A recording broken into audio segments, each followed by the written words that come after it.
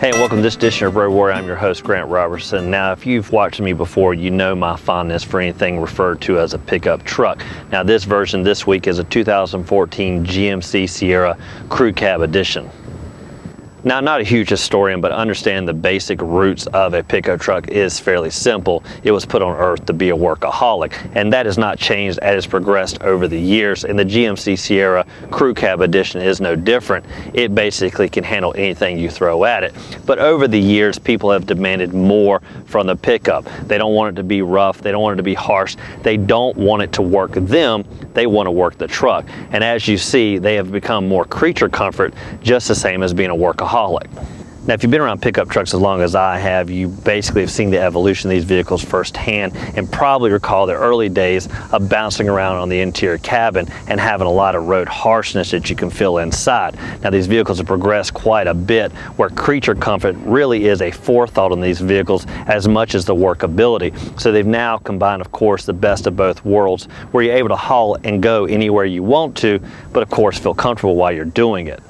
Now, they haven't reinvented the truck wheel per se or really thought outside the box, as this is typical styling cues for any truck. Now, by the numbers, you're looking at about 119-inch wheelbase and 205 inches overall, and those are pretty decent numbers. Now, the one we have here is the short box, offering about 5 foot 8 inches of space. Now, with the crew cab model, you can opt for the 6 foot 6 inch box as well. Now, if you go with the regular cab model, you can even extend that further to an 8 foot box. Now, what I love about this model is you have all the interior trappings like we talked about, room for 5 and plenty of leg room in the back, and we'll get into that in just a minute, but you obviously have the truck capabilities with that rear cargo bed. And unlike an SUV where you have to, of course, be cautious about throwing anything inside, with this Line-X sprayed in bed liner, you can do whatever you want. Now, swinging around to the operation end of this vehicle, referring to the cargo box, we talked about it a minute ago. This comes standard with the 5 foot 8 inch box or the 6 foot 6 inch version. Now, again, on the regular cab, you can actually make that even longer with the full 8 foot bed. Now, one nice feature on these is the tailgate, of course, and unlike in the days gone by, when you drop this, it really kind of eases into place versus the older models that slam down and can do damage. Now, once you open up the rear end, you're obviously going to see this is a spray-in bed liner, unlike the old days where you had kind of a place-in version. Now, once you close this back up, you'll obviously know that there's a rear camera built in here, allows you to see as you're backing up, and of course you've got all the sensors to really make sure you don't have to feel your way through tight areas. Now, another nice feature for 2014 is this step built into the rear bumper. Now, what of course helps with is ingress, as it'd be a rather large step to get in this vehicle. Originally, it used to be only in the center. Now you have the size to really help getting in the back. Now, the SLT version you see here came equipped with the 5.3 liter V8 engine, which falls in between the offerings here on the Sierra.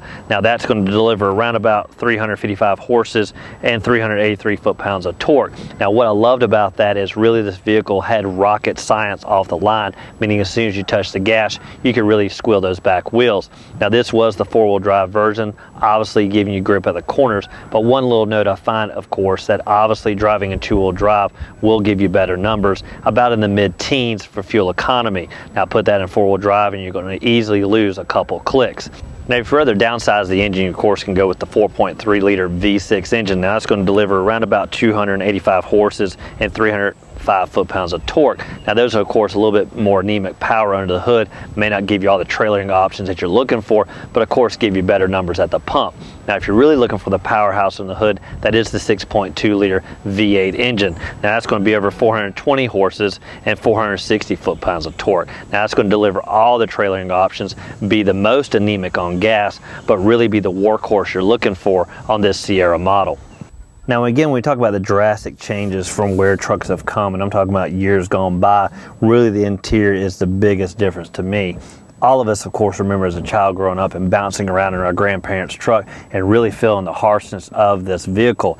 Now, when we get into 2014, of course, that is all gone, as these vehicles really have split personality with the interior comfort and the ruggedness on the outside. Now, when you climb inside the Sierra, of course, this crew cab model, you're going to notice legroom is one of the biggest creature comforts of this vehicle. You got about 45 inches up front and 40 inches in the back. And those, again, are plentiful numbers, because anything over 40 inches, regardless of where you sit, really allows that person to stretch out. And with a crew cab model, obviously that's meant for the go-to crew going to the job site. Now, when you climb inside the Sierra, you really start to forget that you're behind the wheel of a truck and really start to think, man, this must be some type of luxury liner. And what I'm referring to, of course, is all the styling cues, the entertainment, and the electronics that come in this vehicle. Kind of hard to compare it to the days gone by when it was just a standard tach, speedometer, and an old stereo on the dash. Now, climbing inside this crew cab model, the first thing you're going to notice that helps with that is these side step rails, and even better is that kind of black non-slip surface in front of each doorway, and of course the chrome that surrounds it on both sides. Now, once you're back here, you're going to notice the abundant leg room, and what that helps with truly is the comfort back here for your crew, and more notably the non-knee scraping that you're going to have against the back seats. Now, once you're back here and you close the door and settle in, you're really going to notice that it has all the creature comfort you're possibly looking for. Most notably, of course, is this armrest with the cup holders and all the storage built into the door. Now, once you climb inside the SLT Sierra, one of the first things you'll notice is the electronics, and most specifically the IntelliLink system coupled with the LCD touchscreen front and center. Now, what that does is houses all the entertainment and menu settings right there at the touch of a finger. Now, down below, you're going to notice the dual climate controls on this vehicle, and really the ability to dial in your specific setting for the driver and front passenger. Now, one drawback is the fact that the rear crew really can't dial in their own comfort as well, as this is not a tri-zone system, and one of the big Achilles heels for a lot of trucks, as really the vehicle has to cool down truly from the front vents, as there are very limited options in the back.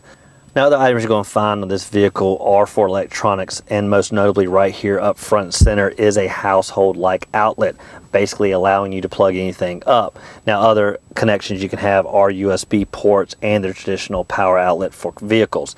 Now, if you're looking for storage, this is abundant, not just in the cargo bed, but up here in the cab. And most notable, again, is going to be right here front and center with this huge oversized console. Now, this is not a two-tier system, meaning it becomes like a dumping ground for any item you throw in it, making you kind of dig for your items as they sink down to the bottom. Now, other storage areas you're going to find are on the doors, and of course this dual dash console right here with an upper tier and a lower tier, allowing you to really stuff anything you can find in all these nooks and crannies.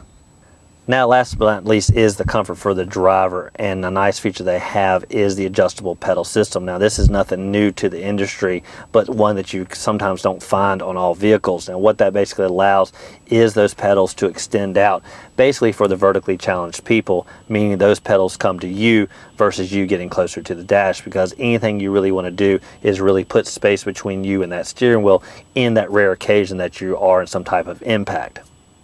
Now, that does it for this edition of Road Warrior, and we tested out the 2014 Sierra Crew Cab model. Now, of course, this is a stark comparison from which trucks came, really taking the ruggedness and combining it with creature comforts. Again, this vehicle could do anything that you possibly throw at it, but obviously you feel comfortable while you're doing it. Now, again, I'd like to thank you for watching this edition of Road Warrior. I'm your host, Grant Roberson, and as always, keep both hands on the wheel and eyes straight ahead.